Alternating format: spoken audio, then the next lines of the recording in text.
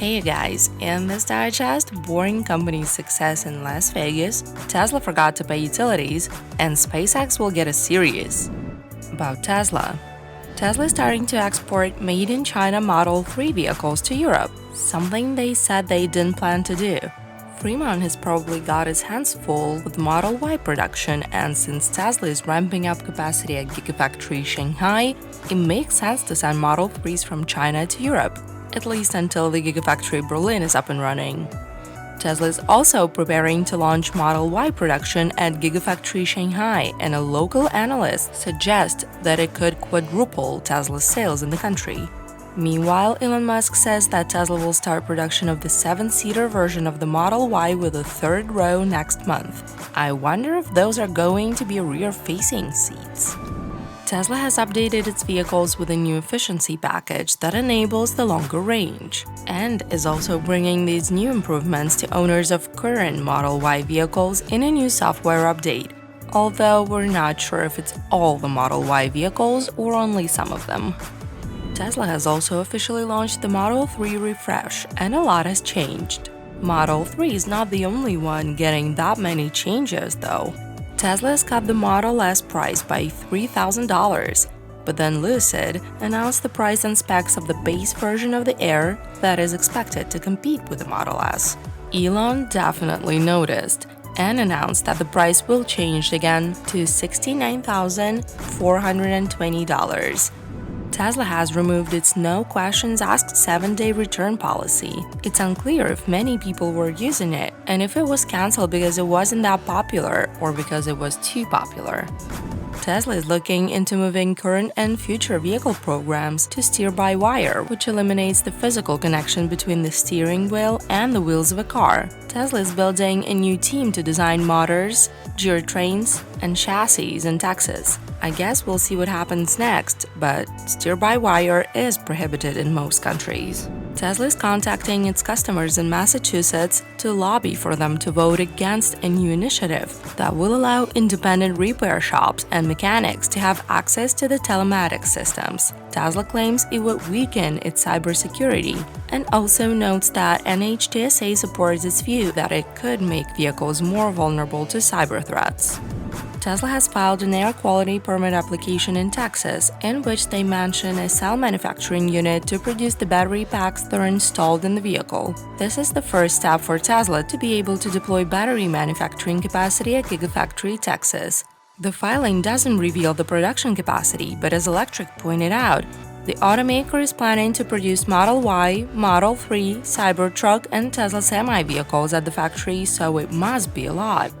Tesla got its water supply shut off at Gigafactory Berlin because they apparently didn't pay their bill. The water supply company said that it sent several warnings, but Tesla did not respond.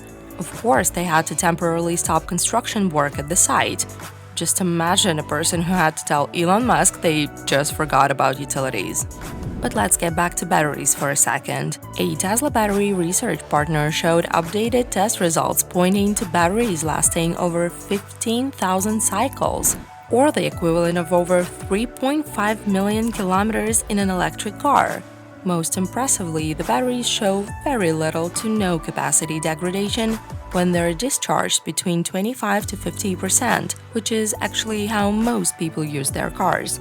Those batteries could virtually last forever, or much longer than the actual useful life of a car, which brings up the question, do we actually need batteries that are that good? Tesla and Fastned, a Netherlands-based company, opened in Germany's largest fast-charging hub together. At the location, Tesla operates 20 superchargers, and Fastned has 8 300-kilowatt CCS chargers. The station is powered by energy from the sun and wind generated by the station's solar roof. About Tesla Energy, PG&E confirmed that the first Megapacks have been deployed at a substation in California.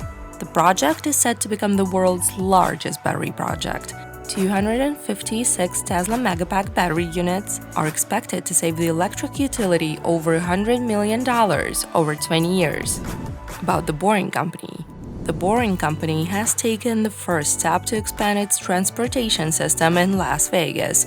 It looks like the loop might cover the entire city, Musk was asked if they still had plans for a higher passenger density vehicle for the underground system, and he tweeted this, but later deleted.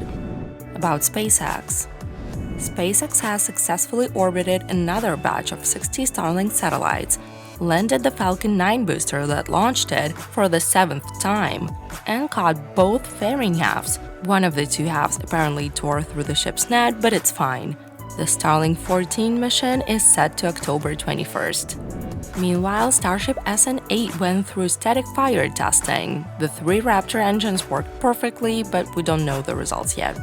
Oh, and SpaceX's Starship program has won $53 million from NASA to perform a full-scale test of orbital propellant transfer. Previously, NASA announced awards of more than $370 million to 14 separate companies. This year's investments focused on 3 main categories. SpaceX has shipped the first upgraded Dragon 2 ship to Florida.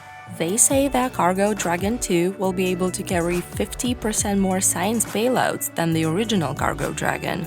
That is opening the door for the first simultaneous spaceflight of 2 Dragons. Oh, and CRS-21 and Crew 1 are probably going to be launched within the same 2 weeks, but surely the schedule might change. Medtronic shared key insights about its work with Elon and SpaceX. In a typical year, Medtronic's plant could produce about 7,500 valves for its flagship ventilator. But with COVID-19, the need for ventilators increased and the plant had raised its output by 40%. But it was not enough. Building ventilators is a complex process, and the machines require advanced components that are difficult to manufacture, like a P-Sol valve that consists of over 50 parts, and each must be manufactured with surgical precision. SpaceX converted part of its rocket factory to produce those valves with the help of Medtronic employees. SpaceX and Medtronic team achieved in months what might have otherwise taken years. SpaceX really deserves praise, and it's coming. HBO is taking care of it. They're developing a 6-episode series about SpaceX, which will be based on the book Elon Musk, Tesla, SpaceX, and the Quest for a Fantastic Future by Ashley Vance. Doug Young will serve as a writer and executive producer on the series, and Channing Tatum will also serve as an executive producer. Elon is not going to take part in it yet. About Elon Musk.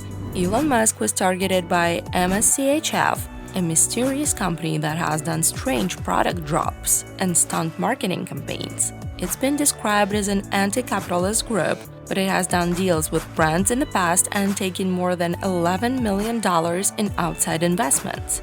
Recently, they made a club which is going to pay TikTok users to spread negative messages about brands that they claim are doing bad things. MSCHF will pay people $1,000 for 500,000 views. They even made up a song that talks about how Elon is bad, how he reacted to COVID, how he starts Twitter fights and is against unions. Well, Musk is not the only one in the spotlight. The company is also paying people to spread hateful messages about Amazon, Palantir, Facebook, and, TikTok. On TikTok. And that's it for today, you guys. Thank you for watching, and as always, I'll see you next week.